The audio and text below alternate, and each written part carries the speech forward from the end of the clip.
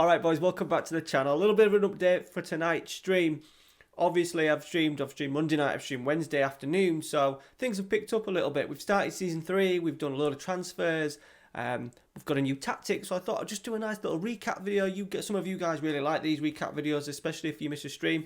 I'm going to be streaming tonight, 9:45 on the channel. I'll also be streaming not Monday, but Wednesday afternoon, 1 o'clock till 4 o'clock. Links down to all that down below, obviously. If you just smash the like, smash the notification bell, you will know exactly when I go live. But let's get into it. Let's see the transfers. Let's see the form, the tactic. All right, guys. Things are looking good for the stream. We've got big games, which I'll show you in a minute, that are coming up really early on in tonight's stream. But let's go to the transfers first. All right, so £89 million we've spent. The biggest deal being the latest one through the door, Ryan Gravenberch. We needed a central midfielder. We've got like a 3-5-2 rocking. I just wanted someone who, we're playing him on central midfield on attack, just someone who can get forward, get into the opposition's box.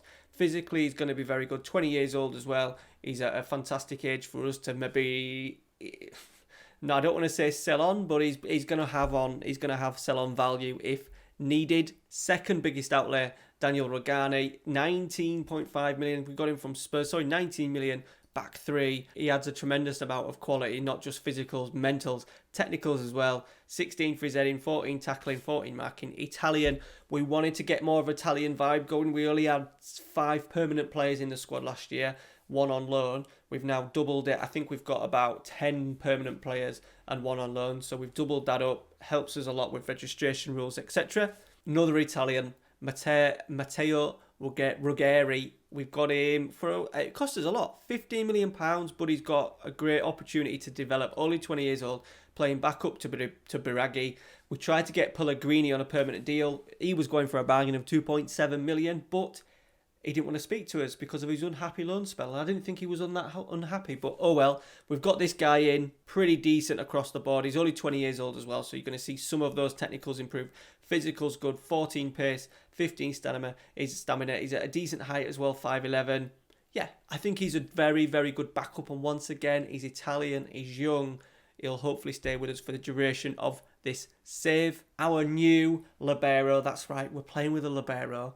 Libero on attack, just to help us in terms of getting the ball forward. I've been watching second yellow cards save with Bolton, and he's done it having a Libero on attack. I've often done it on support, but never done one on attack, and I like how the Libero on attack advances into the midfield and kind of sits in front of that lone striker when balls are getting cleared out. He often beats the centre forward to it, and it helps you just sort of like keep the momentum going, keep the pressure on. And I've decided, right, what I'm going to do is I'm going to find a central midfielder who can play in defence comfortably. And then Dendonka popped up on the transfer list, 7.5. A bit of a no-brainer. New goalkeeper, number one. We wanted new goalkeepers because the two that we had, Dravosky and Lafont, both wanted to leave after they were subject to bids. So we've got rid of them. We've got this guy in who's probably better. We've got him from Atalanta. Cost us less than what we sold Dravosky for, so we made a little bit of money. He's Italian, tick number 2, and probably, based on his attributes, he's probably a better goalkeeper. So 3 good reasons to get this deal done. Yeah, really happy that we've also got an Italian goalkeeper in. And then he's back up. We had 2 foreign goalkeepers last year just to help with registration rules. Thought, right, let's go out and get a sub-keeper. We tried to get Matteo Perrin, who was released at the end of his contract, but he chose to go and play first-team football for Zenit. I didn't want to name him. I didn't want to give him the opportunity to play anymore just because I want to really focus on Galini. Scouffer's come in, 2.5 mil, absolute bargain. He'll be happy, and he's going to be happy just being an emergency backup. Bellanova, right back. We got him on a cheap deal, 2.1 million. He's going to be back up to Decilio. We've lost Callion. We've lost Heinrichs as well. So he's just going to come in. Decent physicals. His technicals aren't the best, especially on the attacking wise, but crossing and dribbling, first touch technique, he's going to be pretty good going forward. We're playing 3-5-2, 6'1", his mentals are okay. As I said, very good physicals, 2.1 million. Another Italian through the door as well, just to help us, especially in the Europa Conference League group stage matches. He will play them, gives Decilio the opportunity to rest. Sandro Tonelli, the player that we've been talking about for ages, is finally in. We're playing him. I did want to play him as a holding midfielder, but how it works with the Libero doesn't quite work. So we've moved him up into midfield. He's on the left-hand side as a deep line playmaker, so he's just dropping off a little bit still, and he's pulled out 4 tremendous assists with that. Really chuffed. Hopefully tonight you will see how important he is to the team and the tactic. Carlos Alain, another one we've had waiting a while for. Not kicked on just yet, but has been injured. We're playing a new system now. I think we will see him improve as the season goes on. And the last one, another Italian, Loni. We've still got 5 strikers because I've tried to get rid of one and it didn't quite work out. We tried to get Marucci out the door. He turned down a couple of deals, so we're stuck with 5 strikers, but he will be our 4th choice striker. I want to get him going as much as I can, especially in the Europa Conference League games. Opportunity to really rotate the squad. Him banging in goals, 15 finishing as well, tremendous physicals. Hopefully, I'd love to get him done permanently, so we need to make sure this loan spell is successful, so if we do go big in the summer for him, he's then willing to come and play for us full time. So that is the ins, 89 million in total, but we have made 59 million, including, obviously, the Chiesa deal was a massive part of that. He's gone for 36.5 million. We'll keep our eye on him. If he ever pops up available again, it would be nice to bring him home. Dragowski's gone. He was subject to a bid from Roma earlier on in the window and was desperate to go, so we got 9.5 million for him. We also got 7.5 million for Pulgar. I didn't necessarily want to see him go, but he's the last year of his contract and wasn't willing to sign a new one, so we cashed in on him. Lafont has then gone as well. He was subject to loads of bids. Our kind of backup last year.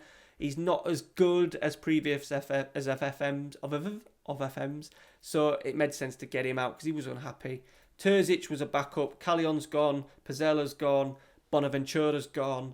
And that's it. So that leaves us with this tactic.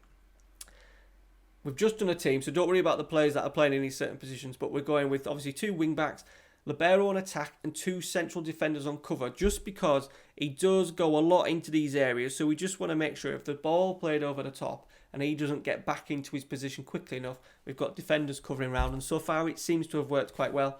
This is the Tonelli role here that Amrabat played in the Europa Conference game. He's dropping into these areas and finding switches. He's finding balls for the strikers over the top as well. He's also working with the wing back who's getting quite aggressive down this side. So it's looking pretty good. It's looking pretty good. And obviously Gravenberch centre midfield. The idea is that he just gets forward and joins the attack. We've got Castrovilli. We've got also a new signing Alain who's going to play as the Mazzarro roam around. And then we've got 5 strikers. We've still got Pedro, we've got Pellegrini, we've got Marucci who is transfer listed, Kouame and Vlahovic. Plenty of options. Hopefully it means that we're going to have a good season. And as you can see, we are second. Now, we've only played teams that we maybe expected to beat. We did have a shocking start to the season. We drew at home with Torino and then lost to Bologna, but then since then we've racked up 5 straight wins. We've got through in the Europa League as well. Conference League winning 5-2 both times. Tactic, since it was changed here, when we put Tonelli into the midfield and played a flat 3, it's worked with, 8 consecutive wins, including an 8-0 win in the Conference League with our second string. We got a decent draw in that. Maccabi Haifa, FC Ufa here, HJK as well. Teams that we will be beating. Travels a bit far, but in terms of quality, really happy with the group. Means that we can rotate in there. However, tonight it is looking a little bit dodgy because our first 3 league games of the stream are Roma, Milan away and Juventus. We've also got Napoli in there as well. So the games are going to be coming thick and fast, but really looking forward to see how we do against the big boys. And that is it, boys. So we're streaming tonight, 9:45. Smash the like on today's video. It does help the video get spotted and more people see it. More people might join the stream, etc. That'd be good. 9:45 tonight. If you missed tonight, it will be uploaded as a VOD. Sorry, Wednesday's VOD had to be deleted because Spotify started playing non-copyrighted music. Copyrighted music, which meant I got a load of claims, copyright claims on my YouTube account. So I thought, best just to delete the video. I've learnt my lesson with that, and I'll make sure I'll keep an eye on the Spotify tonight and Wednesday. So if you missed tonight's stream, it'll be uploaded as a VOD. It normally gets uploaded about an hour after. So we'll see you tonight. If not, we'll see you on Wednesday night for the stream. Wednesday afternoon Wednesdays is going to be 1 o'clock till 4 o'clock. All right, guys. Thanks for watching. See you tonight. See you later.